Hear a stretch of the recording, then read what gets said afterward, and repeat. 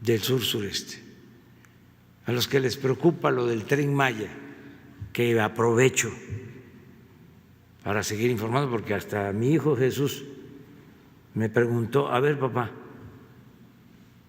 ¿cómo está lo del Tren Maya? Porque un maestro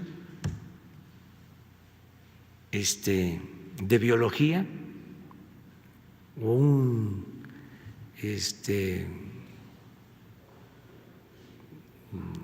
biólogo dijo que eso no debía hacerse. A ver, explícame. Y ya, a ver, te voy a explicar. Ya le dije que no se va a afectar en nada el Monte Alto. Para desgracia, ya no existe selva, porque se dice se va a acabar con la selva.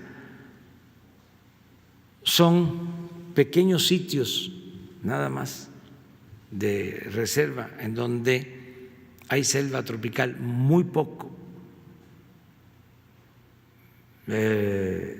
para conocer cómo ha sido la tala inmoderada durante años del sureste, de la Lacandona, de Chiapas y de Guatemala. En la época de Porfirio Díaz se explotó la caoba, que es la reina de las maderas. Salían miles de trozas. Habían campamentos que se le llamaban monterías, famosísimas las monterías, porque el que entraba a una montería, que era enganchado para trabajar en una montería, ya no salía de ahí, porque en todo ese periodo se quejaban los hacendados y los hombres del gobierno del el llamado o de la llamada falta de brazos, así le decía, porque no había trabajadores. Por eso volvió la esclavitud. La esclavitud apenas se abolió en 1914, porque al que le adelantaban un dinero, ¿sí?, ya no lo dejaban libre, entonces se volvió esclavo en las monterías y en las haciendas. Entonces se llevaron toda la madera. Por el río Sumacinta bajaban las trozas hasta el puerto del Golfo, hasta el puerto de frontera, y de ahí a Europa. Los edificios antiguos de Europa tienen caoba, sus puertas, las escaleras, porque es una madera muy fina. Además se usaba mucho para hacer embarcaciones, porque es fácil de trabajar y es buena para flotar y dura muchísimo. Entonces, viene la revolución, se termina el auge de esta madera. Es algo parecido a lo que pasó en Yucatán con el enequén, sucedió en la Lacandona, en Chiapas, en Guatemala. Hubo hasta un conflicto de límites.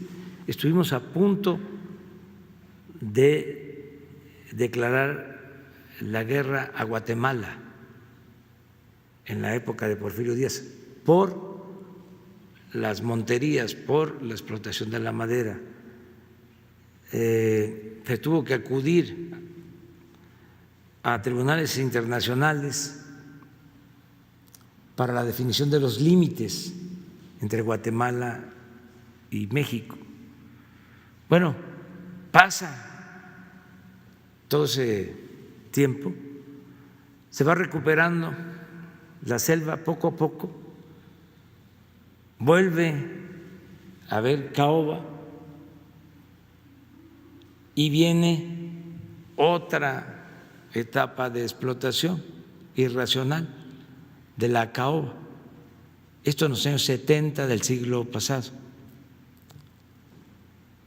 Llegaron a poner una fábrica de triplay, de caoba,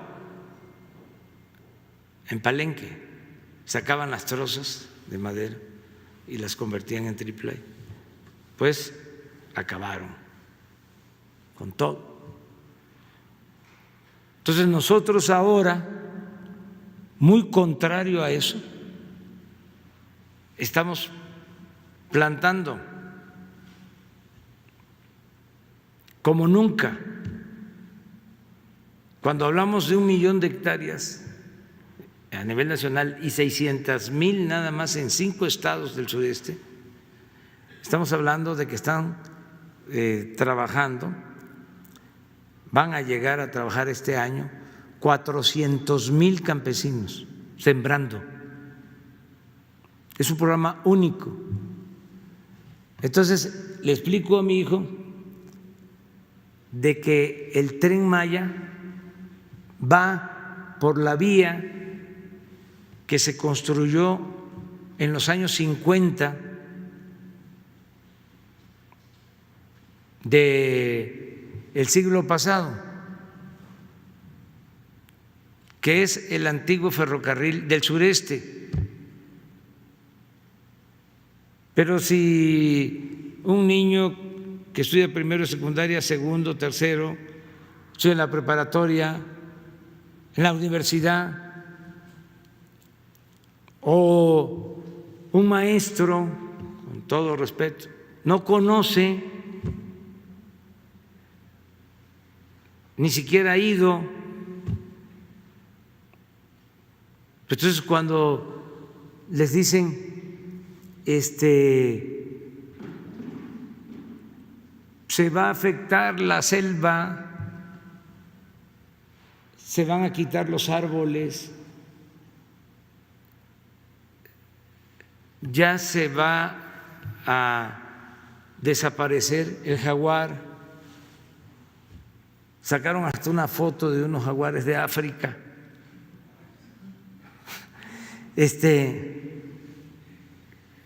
Que iban a ser afectados por el Tren Maya. De veras, es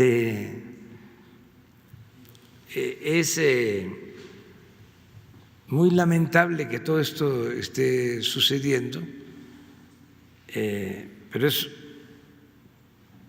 una inversión para el sureste que va a ayudar mucho. Nada más este año se van a crear 80,000 empleos en la construcción de las nuevas vías del tren, en apenas 5 tramos de 7. El año próximo pensamos que se van a beneficiar muchos más trabajadores, 150,000 empleos directos. También hay algo que se debe de saber: la mayoría de la gente está de acuerdo. Se han hecho consultas democráticas, la mayoría está totalmente de acuerdo. En Campeche, en Chiapas, en Tabasco, en Yucatán, en Quintana Roo. Los amparos que han interpuesto no provienen de la gente que vive en las comunidades, son ambientalistas que han presentado estos amparos. En el caso de Espujil, en la zona de Calakmul, en la zona de reserva, solo 2 personas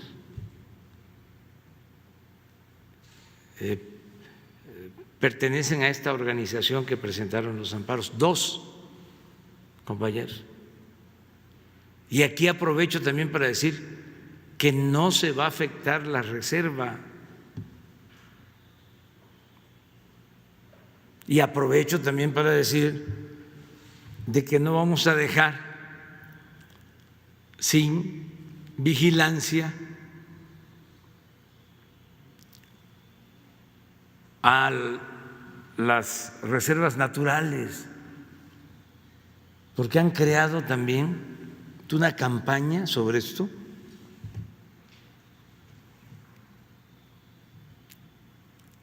¿Cómo vamos nosotros a depredar? No somos iguales. Yo vengo del campo,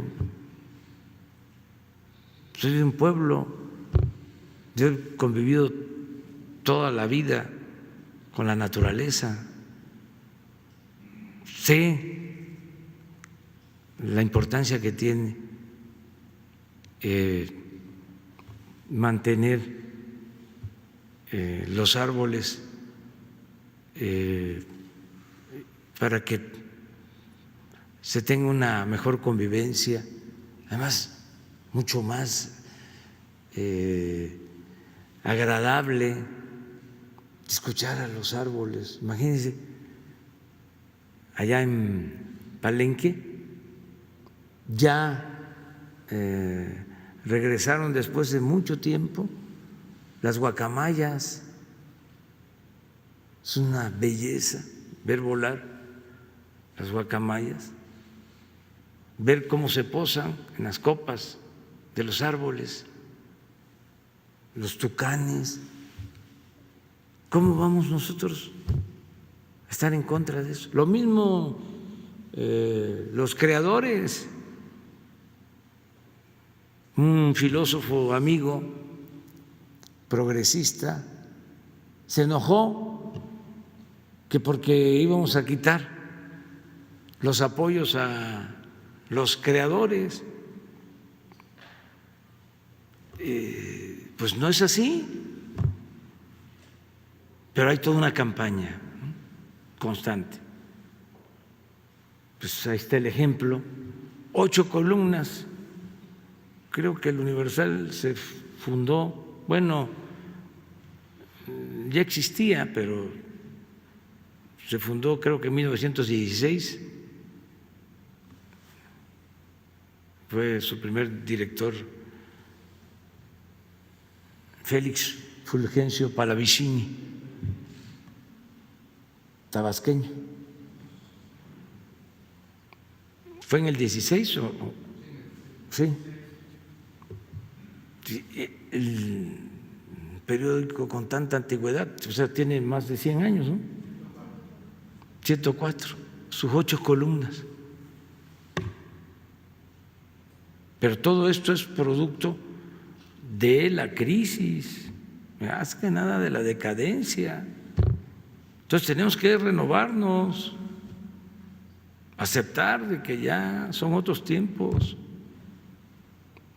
Entonces, y no creer mentiras falsas. Ahí se ponen a firmar un documento, una carta que por cierto nunca la recibí, los que fueron secretarios de Medio Ambiente en los gobiernos pasados, es nada más para decirles, oigan, y ustedes no tuvieron nada que ver cuando se entregó casi la mitad del territorio nacional para la explotación minera. ¿No se dieron cuenta ¿En dónde estaban? ¿Por qué ahora?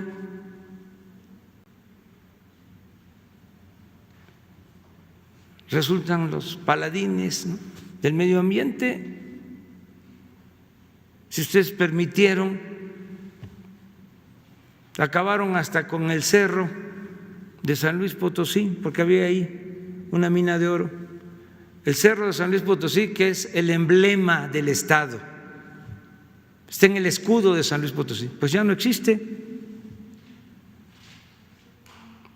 porque lo concesionaron a una minera extranjera y lo devastaron. Y no solo eso, hubo asesinatos de dirigentes que se oponían. ¿Y dónde estaban? Lo mismo en el caso de los exsecretarios de salud. Miren el tiradero que dejaron. Hospitales inconclusos, se robaban el dinero de las medicinas.